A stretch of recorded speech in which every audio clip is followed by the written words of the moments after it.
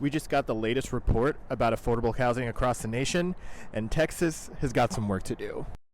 The National Low Income Housing Coalition publishes its GAP report every year to talk about the shortage of available and affordable homes for extremely low income renters. So if you're seeing this and you're not in Texas, to be clear, no city or state across the nation has enough affordable housing for extremely low income renter households, but Texas is among the worst.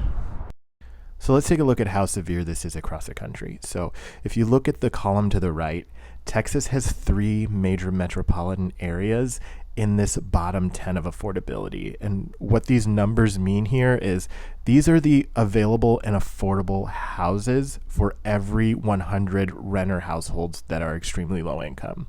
So for every 100 renter households that are extremely low income, there's only 15 houses available in Houston. There's only 17 such houses available in Dallas, Fort Worth, Arlington, and there's only 21 such houses available in Austin.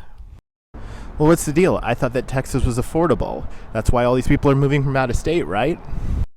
Well, there is a lot of housing available to middle income and higher income households, but lower income households and extremely low income renter households, there are far less units available.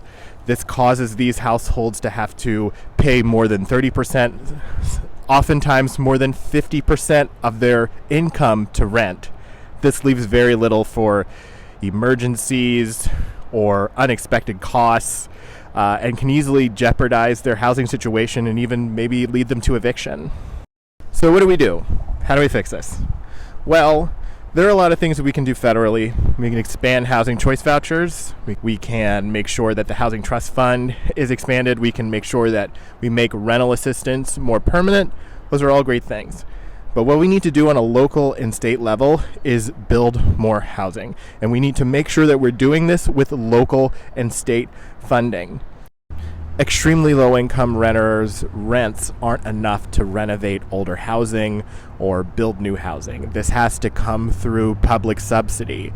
So this is a political issue. It has to happen through cities and through states.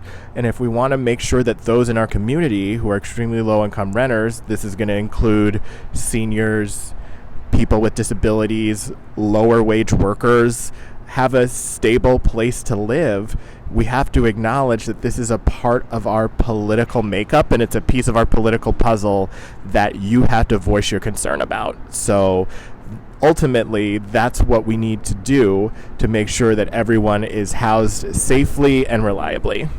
If you want to learn more about the GAP, you can go to our site, texashousers.org. We talk about how this affects Texas, how this is a racial justice issue as well, how this breaks down across a number of demographics, and honestly, what we need to do in order to make real change. All right, bye y'all.